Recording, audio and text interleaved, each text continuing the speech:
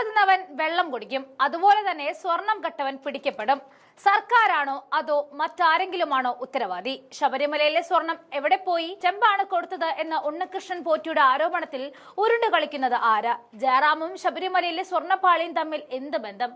അങ്ങനെ ഒട്ടനവധി ചോദ്യങ്ങളാണ് ഈ ശബരിമലയിലെ സ്വർണ്ണപ്പാളിയെ സംബന്ധിച്ച് വന്നിരിക്കുന്നത്. ആഗോള അയ്യപ്പ സംഗമം നടത്തി വോട്ട് ബാങ്ക് ലക്ഷ്യമാക്കിയ പിണറായി സർക്കാരിന് സംഗമം കഴിഞ്ഞപ്പോൾ കിട്ടിയത് നല്ല ഓട്ടുരുളിയിൽ കാച്ചിക്കുറുക്കിയ വിവാദ പായസമാണ്. അത് നല്ല കയ്പുള്ള പായസം. സംഭവം കത്തി നിൽക്കുമ്പോൾ ഒന്ന് ആളിക്കത്തിക്കാൻ തന്നെയാണ് പ്രതിപക്ഷത്തിന്റെ തീരുമാനവും. അയ്യപ്പനെ തൊട്ടുള്ള കളിക്കൊന്നും സർക്കാർ നിൽക്കണ്ട. പിണറായി ശബരിമലയിൽ കാലുകുത്തിയ അന്ന് തുടങ്ങിയതാണ് അയ്യപ്പന്റെ കാലക്കേട്. ശരണമയ്യപ്പ എന്നതിന് പകരം ഭരണമയ്യപ്പ എന്ന് ഉരുവിട്ട പിണറായിക്ക് ഇതിനും വലുതൊന്നും വരാനില്ല എന്ന് പറഞ്ഞാൽ മതിയല്ലോ. ആരോഗ്യമന്ത്രിയുടെയും വിദ്യാഭ്യാസ മന്ത്രിയുടെയും വനം വകുപ്പിന്റെയും തൊല്ലകളെ ഒന്ന് സൈഡിലേക്ക് നീക്കി നിർത്തി ദേവസ്വം മന്ത്രി VN വാസവൻ ഇപ്പോൾ വിവാദങ്ങൾ കൊണ്ട് തല പുകയ്ക്കുകയാണ്. ഈ അവസരത്തെ ചുമ്മാതെങ്ങ വിട്ടാൽ ശരിയാകില്ലല്ലോ. കാരണം തിരഞ്ഞെടുപ്പാണല്ലോ വരുന്നത്. അതുകൊണ്ട് തന്നെ ശബരിമലയിലെ സ്വർണ്ണപ്പാളി വിവാദത്തിൽ കോൺഗ്രസ് സമരസംഗമം പത്തനംതിട്ടയിൽ നടത്തുവാൻ തീരുമാനിച്ചിരിക്കുകയാണ്. ഈ മാസം 9-നാണ് സംഗമം നടക്കുന്നത്. സ്വർണ്ണപ്പാളി വിവാദം പ്രധാന ചർച്ചയാക്കുന്നതിന്റെ ഭാഗമായിട്ടാണ് കോൺഗ്രസ് നീക്കം. ആഗോള അയ്യപ്പ സംഗമം രാഷ്ട്രീയ തട്ടിപ്പായിരുന്നുവെന്ന പ്രചാരണവും കോൺഗ്രസ് നടത്തും. ഇന്നലെ പത്തനംതിട്ടയിൽ നടന്ന കോൺഗ്രസ് നേതൃത്വ യോഗത്തിലാണ് KPCCയുടെ നേതൃത്വത്തിൽ സമരസംഗമം നടത്തുവാൻ തീരുമാനിച്ചത്. പത്തനംതിട്ട ബസ് സ്റ്റാൻഡിന് സമീപത്തായിരിക്കും പരിപാടി സംഘടിപ്പിക്കുക.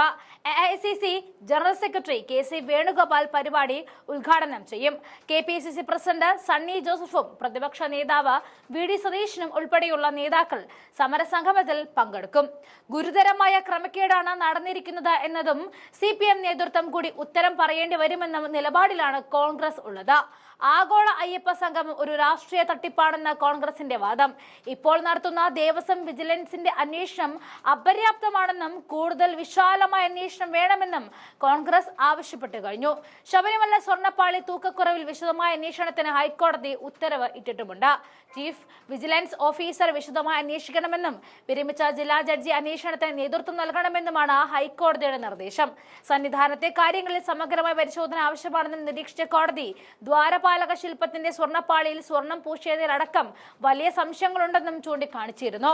അന്വേഷണത്തിന് രഹസ്യ സ്വഭാവം വേണമെന്നും അന്വേഷണ വിവരങ്ങൾ ആർക്കും കൈമാറരുത് എന്നും കോടതി നിർദ്ദേശിച്ചതാണ്.